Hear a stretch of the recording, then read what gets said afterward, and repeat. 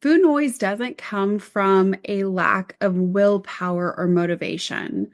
It actually comes from a lack of trust. Welcome to Talkin Sh, the podcast where we get real about the unfiltered truths women face in the quest for perfection. I'm Jana, your host, a dietitian and fellow woman navigating the pressure to have it all together, the perfect body, career, relationships, and making it all look effortless. Who set that standard anyway? Here, we're calling out the diet fads, hustle culture, beauty standards, and everything else that keeps us feeling stuck. But we're not just venting, we're diving into how to break free and rewrite the rules on your terms. So grab a coffee or a glass of wine and let's talk some shit. Together, we'll uncover how to live a life that's unapologetically yours. This is Talkin Sh. Let's dive in. Hi, everyone. Welcome back to the Talkin Sh podcast. It's Jana, your dietitian, coach, and someone who gets how hard this time of year can be when it comes to food, because we have officially entered the holiday season. And if we're being really honest, the holidays can feel loud, not just from maybe the music from the parties or all the to-dos, but from the voice in your head constantly asking, should I eat that? How much is too much? Or I already blew it. Might as well start over on Monday, or better yet, in January. That, my friend, is what we call food noise.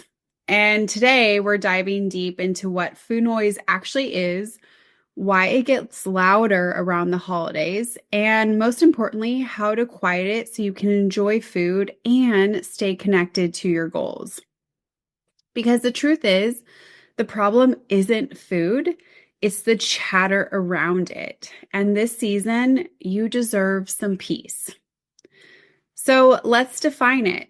Food noise is that constant, repetitive mental chatter about eating, calories, good versus bad foods, and likely guilt. It sounds like, don't eat that, you'll gain weight. You already messed up. Just keep going and finish off the full chocolate cake. Everyone else is having dessert. I should too. I'll just start clean in January. It's like having a radio in your head that never turns off. And here's the thing. Food noise doesn't come from a lack of willpower or motivation. It actually comes from a lack of trust. Trust in your body, trust in your hunger, trust that you can enjoy food without losing control. That's why around the holidays, when food is everywhere and often emotions are high, the volume turns up. Hi, I wanted to share something completely new with you. My how to eat fast food and lose weight guide. Because sometimes dinner comes in a paper bag through your car window, and no, that doesn't mean you failed at eating healthy. This guide was created for real women with real lives. From juggling careers or kids or both to those nights when cooking just isn't happening. I'll show you how to make choices that support your health, even when fries are on the menu. Inside, I'll show you the exact menu hacks from McDonald's, Taco Bell, Starbucks, and other major chain fast food restaurants that keep your blood sugar steady, cravings calm, and your jeans fitting.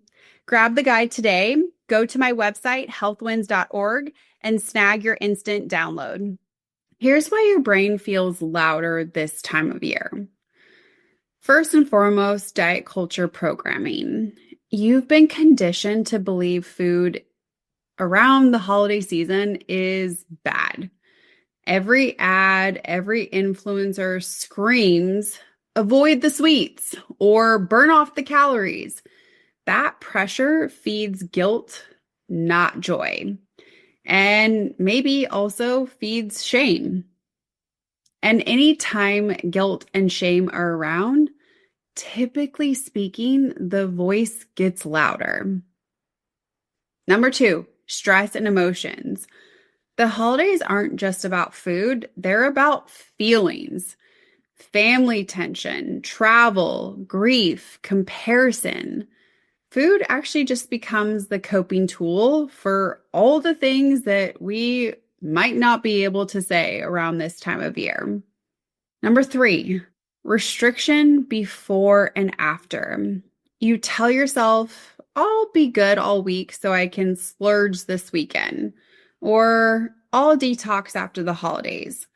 Those swings keep your brain obsessed with food. Number 4, unrealistic expectations. You expect yourself to eat perfectly in an imperfect season. And when you don't, the inner critic takes over. So, what happens? You eat, you feel guilty, you restrict, you crave, you overeat again, and the noise just keeps getting louder and louder. Does this sound familiar? If so, here's the truth. Food noise is not the enemy. It's actually just information. It's your body saying, hey, I'm not getting enough fuel. Or, hey, I'm stressed out. Or, hey, you've made food the problem when it's actually your mindset that's the problem. Food noise often shows up when you're physically underfed. So if you are skipping meals, restricting carbs, or saving calories. It shows up if you're emotionally undersupported and you're using food to soothe instead of express. And food noise often shows up when you're mentally overstimulated, trying to control everything instead of trusting your body. When you start to see food noise as simply feedback, not failure, you can respond with curiosity instead of criticism. So let's get practical because we always want to, or I like to set my coaching clients up with the application piece. It's one thing to know, it's a completely different thing to actually apply. So here are 5 powerful ways to calm the food chatter this holiday season. Number 1, we want to eat regularly. So skipping meals doesn't save calories, it actually just amplifies your cravings. We want to aim for protein and fiber at every meal. So think about those eggs or veggies for breakfast, balanced snacks, and real meals, not just snacking or grazing. This helps us truly nourish our body, and it really helps quiet our mind because your body is truly being nourished and truly being fueled to do what we need it to do. Number 2, we want to ditch the good versus bad labels. When you label food as bad, you actually attach shame to it. When you label it as fuel, you create more freedom. So, repeat after me. It's just food. You're allowed to enjoy a cookie without earning it. and I hope you enjoy a really amazing tasting cookie, whatever your favorite one is. Because remember, I have a saying that says, I'd rather you have a cookie a day than 7 cookies in one day. So again, repeat after me. It's just food. We want to create that neutral relationship with it. Number 3, identify the emotion, not the excuse. Oof, this is a big one. Identify the emotion, not the excuse. Ask yourself, what am I actually feeling right now? Maybe you're lonely. Maybe you're anxious. Maybe you're tired. When you name it, you can address it without using food as the fix. Remember, food can only fix true physical hunger. It can't fix emotional hunger. So identify those emotions without giving it an excuse or stuffing them.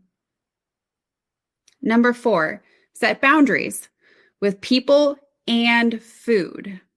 If Aunt Karen comments on your plate, smile and redirect. Remember, Aunt Karen probably struggles way more than you do if she's commenting on your food. You don't owe anyone an explanation for what's on your fork. Boundaries protect your peace and your progress. So think about how you want to navigate that with others and with yourself. Remember, boundaries aren't just for other people, they're also for you. You can say no to you. How does that feel? We want to think about these boundaries and how to actually Allow them to create freedom and peace in your world. Number 5, have a plan, not punishment. So instead of I'll start over Monday, think about it this way. The plan says I'll drink water, get a walk in, and eat my next balanced meal. That's self-trust. That's accountability, not guilt. So what's your plan? Not what's your punishment. This season isn't about perfection. It's about connection. And when you focus on connection with your body, your people, and your purpose, food starts to lose its power. So here's the reframe I want you to carry with you during this holiday season. You're not weak for craving sugar. There is delicious food around us this holiday season. You're not bad for wanting pie. Again, pie is delicious. There's nothing bad about you for wanting that. And you're not broken because food still feels hard. You're just human. And you're learning to rebuild trust with yourself. Maybe for the first time, particularly as it relates to food. And that trust takes time, it takes consistency, and it takes compassion.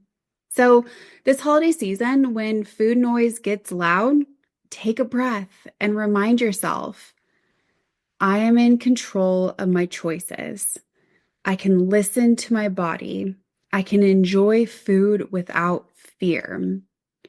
Because peace with food doesn't come from more willpower. It comes from awareness, boundaries, and grace. And if you want extra support learning how to do that, that's exactly what I teach inside the Healthy Body Collective.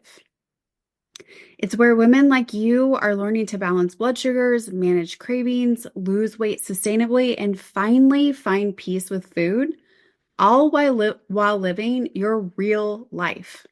So until next time, remember, you are not your cravings, you are not your mistakes, and you are not powerless. You are capable, wise, and worth a peaceful relationship with food. See you next time.